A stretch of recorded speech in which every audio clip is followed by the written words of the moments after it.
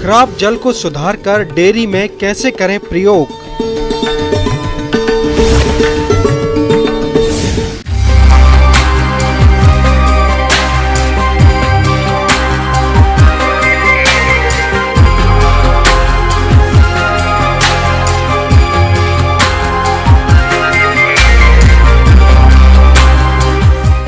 एक तरफ देश में कोरोना का कहर है तो दूसरी तरफ किसान खरीफ फसल की तैयारी में जुटे हैं। कोरोना वैश्विक महामारी के चलते जहां एक तरफ पूरा विश्व सिहर उठा है तो किसान इन दिनों अपनी खरीफ फसल की तैयारी में जुटे हैं। तो खरीफ फसलों की जानकारी के लिए देखिए ये खास रिपोर्ट।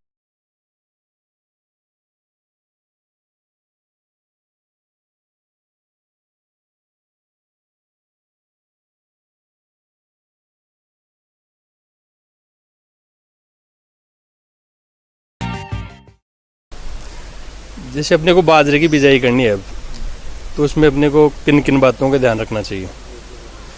मूंगफली बिजाई करें तो उनमें क्या क्या डालें, किस प्रकार से उसमें कितना बीज डालें, क्या कैसा बीज लें, बीज लें तो दुकानदार से लें या सहकारी का लें। अभी वर्तमान समय में पूरे विश्व में कोरोना 19 महामारी का प्रकोप है, इसलिए जो ये लॉकडाउन चल रहा है इसमें 1 जून से लॉकडाउन खुला है। तो इसमें सबसे महत्वपूर्ण बात है, कहीं भी जाओ माल खरीदने बाज़ार में किसी भी संस्था में, तो सबसे पहले ये ज़रूरी है कि आपको सोशल डिस्टेंस का ध्यान रखना है। सोशल डिस्टेंस में आपको कम से कम 6 फीट की दूरी दुकानदार से ग्राहक के बीच के मध्य होनी ज़रूरी है। इसके पश्चात आपको मास्क अनिवार्य रूप से लगाए रखना है। जब भी आप घर से बाहर निकलो और घर के अंदर जाओ तब तक आपको मास्क लगाए रखना है। और जब आप सामान खरीदो तो आपके दुकानदार से पैसे दो या सामान खरीदो तो आपके हाथ सैनिटाइज से साफ करें ज़रूर। ये तो अभी वर्तमान समय में जो हमारे दुनिया में कोरोना महामारी चल रही है उसमें ध्यान देने योग्य बातें हैं। किसान भाइयों, सबसे पहले तो आप बीजों को खरीदने से पहले यह सुनिश्चित कर लें कि आपको किस फसल की कितने क्षेत्र में खेती करनी है। उसी के अनुरूप आप बीज की खरीदारी करें। अनावश्यक तथा अत्यधिक मात्रा में बीज की खरीदारी नहीं करें। आप हमेशा अच्छी साख वाली विश्वसनीय एवं पंजीकृत दुकान से ही बीज को खरीदें। साथ ही ये भी देख लें कि बैग कहीं से कटा फटा तो नहीं है और कहीं हाथ से सिलाई तो नहीं की गई है एवं बैग की सिलाई के अंत में सील दुरुस्त है। बीज की प्रमाणीकरण वैधता समय सीमा समाप्त हो गई हो या जल्दी ही समाप्त होने वाली हो तो ऐसे बीज को नहीं खरीदना चाहिए। सहकारी समिति में बाजार में बीज की उपलब्धता गुणवत्ता के आधार, तो जो सहकारी समिति में बीज आता है वो उच्च क्वालिटी का गुणवत्ता का बीज आता है और सही मूल्य का बीज आता है। यहाँ पे जो कीमत होती है वो किसान से एक्चुअल कीमत ही वसूल की जाती है। वर्तमान समय में अभी जैसे बरसात हो गई तो बाजरा और मूंगफली की बिजाई खरीफ फसल की चालू है। इसमें आपको मूंगफली की बिजाई के लिए मूंगफली के बीज को राइजोबियम और पीएसबी से कल्चर से अपन को मॉडिफाई करना है और उसके बाद में उसको बीजना है। बिजाई के लिए आपको सबसे ज़्यादा ज़रूरी है खाद की, तो खाद आपको यूरिया, सुपर फास्फेट और पोटास, इसके साथ आपको अनिवार्य रूप से जो तिलहन की फसलें हैं उसमें ये पोटास ज़रूर रूप से डालें ताकि इसमें दाने में मोटाई चमक बनी रहे, जिससे किसान को अच्छी कीमत बाज़ार में मिल सके। और बाजरा यहाँ सहकारी समिति में बढ़िया क्वालिटी का उच्च क्वालिटी का बाजरा मिलता है और सही रेट में मिलता है। 4,000 रुपये का एक बैग के साथ बीमा करती है, मैक्सिमम 25 बैग का बीमा। यहाँ सहकारी समिति से खाद खरीदने पे सवेते ही किसान का दुर्घटना बीमा हो जाता है। अभी हमारी सहकारी समिति में बीज बाजरा, गवार ये उपलब्ध हैं, सही मात्रा में मिलता है और सही रेट में मिलता है। अभी किसान को माल खरीदने पर जो ये कोविड-19 के अलावा जो ध्यान योग्य देने बातें हैं, बाद में क्या किसान के कुछ परेशानियां आ जाती हैं, तो उन परेशानियों को ध्यान में रखते हुए किसान कहीं से भी माल खरीदे, बीज या खाद, तो उसका बिल आवश्यक रूप से ले। उसमें खाद के एक्सपायरी डेट, बिल की, दवाई में उसकी एक्सपायरी डेट भी देखे, उसकी रेट भी देखे और उसके पश्चात ही माल खरीदे। किसान भाइयों, अब आइए बात करते हैं उर्वरक खरीदते समय ध्यान रखने योग्य बातों की। तो उर्वरक को भी बीज की तरह विश्वसनीय संस्था से ही खरीदें, क्योंकि उर्वरकों में आजकल मिलावट की काफी शिकायत मिल रही है। खुला हुआ उर्वरक नहीं खरीदना चाहिए, हमेशा इनका पूरा बैग ही खरीदें। साथ ही यह भी देख लें कि कहीं बैग कटा फटा तो नहीं है या कहीं से हाथ से सिलाई तो नहीं की गई। इसके अलावा ये भी देख लेना जरूरी है कि उर्वरक के बैग में ढेले तो नहीं बन गए हैं। ऐसे उर्वरकों को नहीं खरीदना चाहिए, क्योंकि इनकी गुणवत्ता खराब हो जाती है। किसान भाइयों, अब आइए बात करते हैं शाकनाशी, कीट एवं रोगनाशी रसायन खरीदते समय ध्यान रखने योग्य बातों की। तो इनको भी बीज एवं उर्वरक की तरह ही विश्वसनीय संस्था से खरीदें एवं खरीदते समय इनके उपयोग की अंतिम तिथि अवश्य देख लें। जिनके उपयोग की अंतिम तिथि समाप्त हो गई हो, उसे कदापि न खरीदें। इनके डिब्बे किसी भी प्रकार से क्षतिग्रस्त नहीं होने चाहिए और रिसाव युक्त रसायन के डिब्बों को भी नहीं खरीदना चाहिए। डिब्बों की सील टूटी हुई नहीं होनी चाहिए।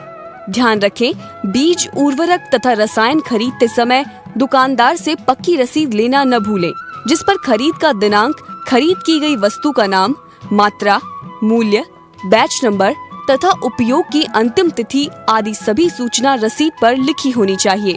किसान भाइयों, बताई गई इन बातों को ध्यान में रखकर यदि आप बीज, उर्वरक एवं रसायनों की खरीद करते हैं तो आप धोखा एवं नुकसान से बच सकते हैं। साथ ही आप इन कृषि आदानों के प्रयोग से आने वाले समय में अधिक उपज प्राप्त कर लाभ कमा सकते हैं।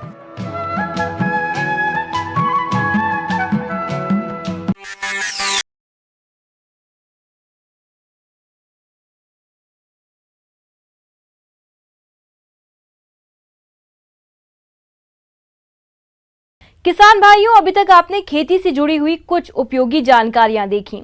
अब लेते हैं एक छोटा सा ब्रेक, जल्द ही लौटेंगे और कार्यक्रम में आगे भी हैं खेती बाड़ी से जुड़ी महत्वपूर्ण जानकारियां, तो बने रहिए हमारे साथ।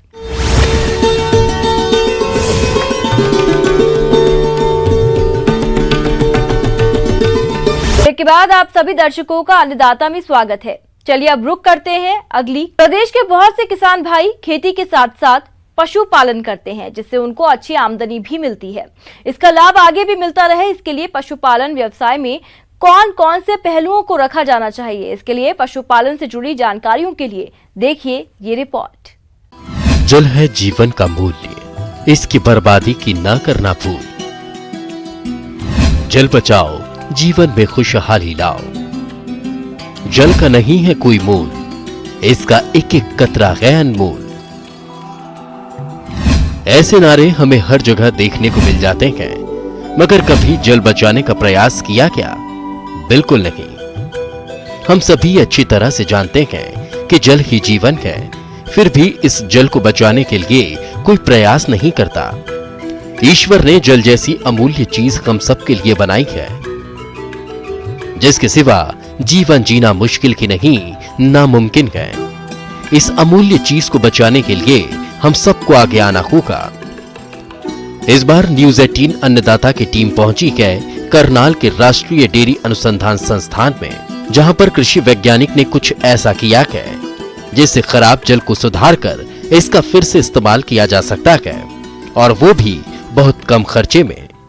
भाइयों को मालूम होगा कि आजकल चेन्नई, जिसको पहले मद्रास बोलते थे, उस शहर का अभी क्या हाल है। वहाँ पे पीने के पानी की किल्लत के चलते जल बिन सब कुछ सून हो चुका है। मवेशी परेशान है, किसान परेशान है, खेती बाड़ी के लिए जल नहीं है। तो इस तरीके के हालात भारत के, हमारे देश के दूसरे राज्यों में, दूसरे शहरों में भी होने का एक समय आ चुका है। तो इस विषय में मैं किसान भाइयों को कहना चाहूँगा, खासकर उन किसान भाइयों को जो कि जहाँ पर पर्याप्त जल उपलब्ध है उस एरिया में रहते हैं, कम से कम पानी को व्यर्थ मत बहाएं। यदि हम पशुपालकों की बात करें तो पशुपालक 1 इंच 1.5 इंच की पाइप लेकर के पशुओं को नहलाना शुरू करेंगे। जहाँ पे 50 लीटर 100 लीटर पानी इस्तेमाल होना है, वहाँ 200 से 250 300 लीटर पानी जो है उसका इस्तेमाल प्रत्येक पशु पर किया जाता है, और जो वो पीने योग्य जल है वो व्यर्थ में बह जाता है। दूसरी चीज़ मैं ये कहना चाहूँगा कि जो गाँवों में तालाब हैं या जहाँ पे पानी वो इकट्ठा कर सकते हैं, उस पानी को वो सिंचाई के लिए प्रयोग करें, सब्जी उगाने में प्रयोग करें। इस टाइप की जो छोटी छोटी एक्टिविटियाँ, छोटी छोटी चीज़ें हैं, उनसे आप बहुत बड़ी मात्रा में जल को बचा सकते हैं। तो इसलिए किसान भाइयों से अनुरोध है कि जल का ज़्यादा से ज़्यादा संरक्षण करें, उसका दोहन कम से कम करें। जब आप उसको पुनः प्रयोग करेंगे, जल को पुनः प्रयोग करने से ये मानिए आप कि आपने नया जल जो है उसको पैदा कर लिया।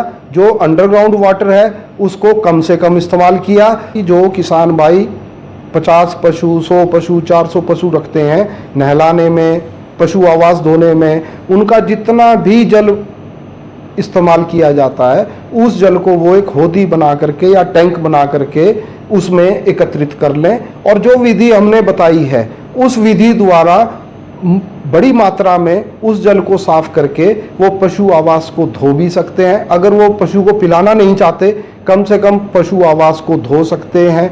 पशु के लिए चारा उत्पादन में उसको इस्तेमाल कर सकते हैं। कहीं गांव में या फायर ब्रिगेड सर्विसेज को वो साफ करके सप्लाई दे सकते हैं, सर्विस स्टेशंस को सप्लाई दे सकते हैं। जो सड़क के किनारे पे वृक्ष लगे हैं, उन वृक्षों में भी इस पानी को दिया जा सकता है। चिनाई के, कंस्ट्रक्शन के काम में इस पानी को दिया जा सकता है। तो इस तरीके से जो एक फ्रेश वाटर यानी जो भूमिगत शुद्ध जल है, जहाँ वो प्रयोग हो रहा है उसकी जगह हम जहाँ इस जल को प्रयोग कर सकते हैं उसको करना चाहिए।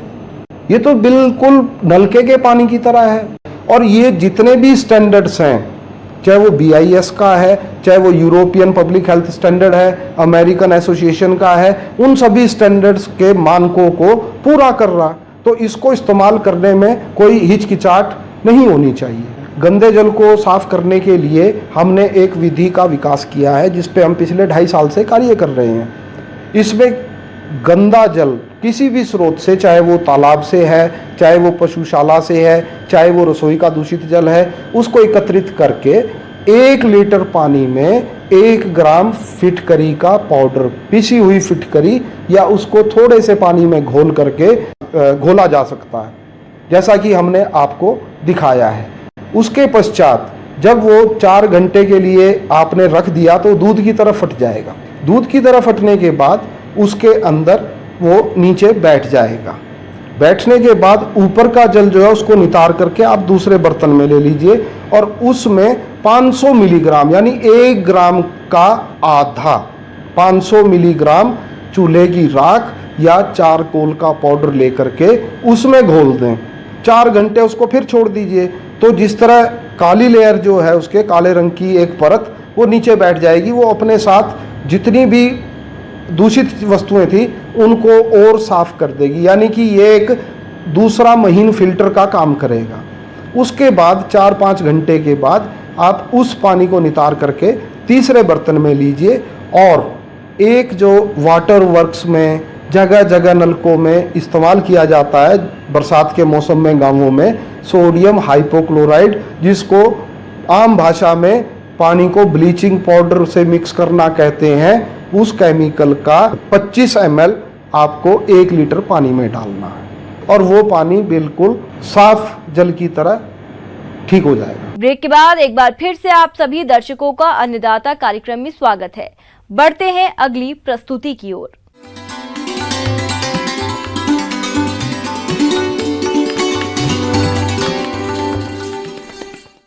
अन्नदाता हेल्पलाइन निशुल्क फोन संपर्क सेवा के माध्यम से आपके द्वारा पूछे गए प्रश्नों में से 1 या 2 महत्वपूर्ण प्रश्न को हम अपने कार्यक्रम में शामिल करते हैं। इसी के तहत आज का चयनित प्रश्न और उसका जवाब इस प्रकार है। अन्नदाता कार्यक्रम में आज जो प्रश्न हमने शामिल किया है उसे पूछा है गांव लावरी, जिला जोधपुर से प्रदीप कुमार ने। आप मुर्गियों में टीकाकरण के बारे में जानकारी चाहते हैं तो प्रदीप जी आपकी जानकारी के लिए देखिए कार्यक्रम का यह अंश।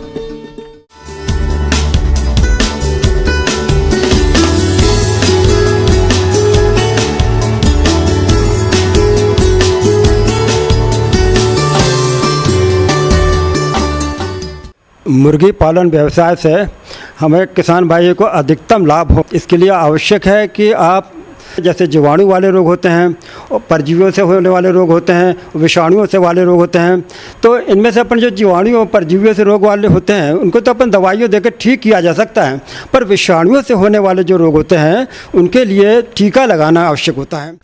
मुर्गियों में आने वाली घातक बीमारियों के कारण मुर्गी पालक किसानों को आर्थिक हानि का सामना करना पड़ता है। तो आप इन रोगों से अपनी मुर्गियों को बचाने के लिए टीकाकरण कैसे करें, आइए जानते हैं। क्योंकि ब्रॉयलर हम केवल 6 सप्ताह 7 सप्ताह तक पाले जाते हैं और लेयर वाली मुर्गियां हैं जो शुरुआत में ग्रोवर रहती है और बाद में उसको लेयर स्टेज पे उसे अपन 70-75 सप्ताह तक पालते हैं इसे, तो इसलिए थोड़ा सा इनका टीकाकरण में भिन्नता है इसमें। तो जैसे ब्रॉयलर मुर्गियाँ जो पालते हैं तो जब बच्चे हैचरी से निकलते हैं तो ज़्यादातर हैचरी व्यवसायी होते हैं, उसमें आपको जो है मैरेक्स वैक्सीन का टीका है वो लगा कर देते हैं, पर यदि यह नहीं लगाया गया है तो वे आपको बता देंगे और आपको अपने खुद पे फॉर्म पे लगाना हो चाहिए था। मैरेक्स का टीका 1 दिन के चूजे पे लगाया जाता है, तो ये 0.2 ml जो होता है गर्दन की त्वचा पे सबकट जिसे कहते हैं, इसे 0.2 ml की मात्रा में दिया जाता है, इंजेक्शन से दिया जाता है। ऑटोमेटिक वैक्सीनेटर भी आते हैं जिससे एक बार डोज एडजस्ट कर लिया जाता है और उसे अपन लगाते जाते हैं ऐसे 0.2 ml। तो एक टीका लगाने पे ये लाइफ लॉन्ग जो जीवन भर की इम्यूनिटी जो है वो निर्मित रहती है इसमें। दूसरा टीका अपन लगाते हैं 3 से 7 दिन की अवस्था पे रानीखेत डिसीज़ का। रानीखेत डिसीज़ जो है हमारे यहाँ पूरे हिंदुस्तान में बहुत बहुतायत से इसका रोग पाया जाता है रानीखेत में, तो इससे बचाव के लिए टीका अवश्य लगाना चाहिए। तो इसका जो टीका है, पहला जो कम तीव्रता के टीके आते हैं, बच्चा छोटा रहता है तो इसे 3 से 7 दिन पे कम तीव्रता के टीके लगाए जाते हैं जो B1 या F1 वैक्सीन के नाम से मिलता है। और फिर इस ड्रॉपर दिए होते हैं, इसके साथ में आते हैं। ड्रॉपर से अपन उसको आँख में या नाक में 1-1 बूंद देते हैं। 1-1 बूंद मतलब 0.03 ml के हिसाब से वो आता है, दिया जाता है। और फिर दूसरा टीका अपन IBD का लगाते हैं, गंभीर रोग का। गंभीर रोग भी अपने यहाँ पे है, काफ़ी देखा जाता है। फॉर्म पे तो खैर लगाना ही पड़ता है और आजकल फील्ड में भी है, उसमें भी गंभीर रोग का टीका दिया जाता है इसमें। इसको हम अपने यहाँ पर 14वें दिन पे लगाते हैं। तो IBD गंभीर रोग का टीका भी वैसे फ्रीज डाइट पाउडर मिलता है, जैसे मैंने बताया इसके B1 F1 टीका के लिए, और इसके साथ में डाइल्वेंट मिलता है। तो इसको इसके साथ में मिला लीजिए पहले जैसे बताया है, और उसको अपन पानी के साथ में, क्योंकि IBD मध्यम तीव्रता का टीका देते हैं हम, 14वें दिन पे देते हैं, तो ये इंटरमीडिएट टीका जो देते हैं, तो ये इसको पानी के साथ में मिला के दिया जा सकता है। और इसके बाद में जो वैक्सीन लगाते हैं लसोटा, रानीखेत डिसीज़ का लसोटा वैक्सीन लगाया जाता है। रानीखेत डिसीज़ का लसोटा वैक्सीन को भी इसी तरह पानी में मिला के दिया जा सकता है। हाँ, यह भी थोड़ा सा B1 F1 से थोड़ा ज़्यादा तीव्रता का होता है और इसे पानी में दे सकते हैं इसे। अच्छा, पानी से जब अपन वैक्सीन देते हैं तो एक और सावधानी रखना चाहिए कि वैक्सीन जो है सुबह सुबह किया जाए उससे। हाँ, चाहे कोई भी वैक्सीन हो सुबह करना चाहिए, ताकि दिन में ज़्यादा गर्मी पड़ जाए तो उससे वजह ठंडे समय में किया जाए, और ज़्यादा लेट शाम को समय किया जाए। फिर अगला वैक्सीन हम देते हैं 28वें दिन पे। ये जो लसोटा वैक्सीन लगा 21वें दिन पे देते हैं, और फिर अगला वैक्सीन 28वें दिन पे IBD सेकेंड डोज देंगे। तो इसको अपन पानी के साथ में मिला के, मिल्क पाउडर को जैसे मैंने बताया, मिल्क पाउडर पानी से घोल के और फिर वैक्सीन उसमें मिलाइए। जितने तादाद में आपके बच्चे हैं उस हिसाब से आपका वैक्सीन उसमें घोलिए और उसके पानी को आपको बच्चों को दे देना चाहिए। और अगला इसके वैक्सीन जो अपन रखते हैं R2B रानीखेत डिसीज़ का वैक्सीन दिया जाता है। ये हम 8 से 10 सप्ताह के बीच में लगाया जाता है सर। तो इसमें आपको R2B का वैक्सीन जो आपको फ्रीज डाइट पाउडर जो मिलेगा उसके साथ में, और R2B वैक्सीन का घोलक मिलेगा, तो इसे हम इंजेक्शन के द्वारा दिया जाना चाहिए। तो अब इसे इंजेक्शन के द्वारा 0.5 ml चांग के मांसपेशी में लगाया जाता है। वैक्सीन देते समय आप मांस वाले भाग में उसमें इसी वैक्सीन देना चाहिए। हाँ, इसकी तरह से हड्डी में वगैरह लगना नहीं चाहिए वैक्सीन। अगला वैक्सीन आपको लेयर पक्षी में लगाना पड़ता है 14 से 15 सप्ताह के बीच में। इसमें अपन एक IBD के मृत टीका लगाते हैं। इसमें ऑयल एडजुवेंट वैक्सीन मिलती है इसमें, तो इसको अपन को 0.5 ml अंतर त्वचा में, गर्दन की त्वचा में लगाए जाते हैं। तो इसमें अपन एक रानीखेत डिसीज़ का मृत टीका और दूसरा IBD डिसीज़ का ब्रेस्ट टीका लगाते हैं। जैसे 14 से 15 सप्ताह पे आपने रानीखेत डिसीज़ का ब्रेस्ट टीका दिया है और उसके 1-2 सप्ताह के अंतर से IBD वैक्सीन का ब्रेस्ट टीका लगा दीजिए। किसान भाइयों, मुर्गियों में टीकाकरण करते समय कौन कौन सी सावधानियां रखनी चाहिए, इसकी समस्त जानकारी कुछ इस प्रकार से है। जब अपन टीका लेकर आते हैं तो पहले जब टीका जब लाते हैं तो उसे देख लेना चाहिए कि एक्सपायरी डेट देख लीजिए और साथ में देख लीजिए कुछ इसमें कटा फटा तो नहीं है पैकेट हो, और दूसरा इसमें कुछ फफूंद वगैरह लगी रहती है या कालापन लगा रहता है, तो इस तरह के जो टीका है उसे नहीं लेना चाहिए।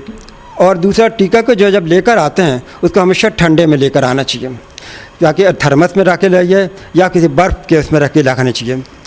और जब लेकर आते हैं फॉर्म पे तो 2 से 4 डिग्री सेंटीग्रेड में अपन फ्रिज के अंदर रखते हैं। यदि फ्रिज नहीं है आपके पास में तो उसी समय आपको लगाना चाहिए। टीके को हमेशा ठंडे समय में लगाना चाहिए, सुबह के समय लगाइए और शाम के समय जाए। और दूसरा, जब एक बार टीकाकरण करना शुरू करते हैं तो सभी पक्षियों को टीका लगाना चाहिए। जो बचा हुआ टीका रहता है उसे कभी भी बाहर नहीं फेंकना चाहिए। जो बचा वैक्सीन है, बची हुई एम्पूल है, उसकी शीशियाँ हैं, उसको गड्ढे में दबा देना चाहिए। तो इस तरह यदि आप अपन वैक्सीन सावधानी पूर्वक करते हैं तो आपको जो इम्यूनिटी है वो 100% इम्यूनिटी मिलती है बच्चों में, और बच्चे को किसी तरह की बीमारी नहीं होगी।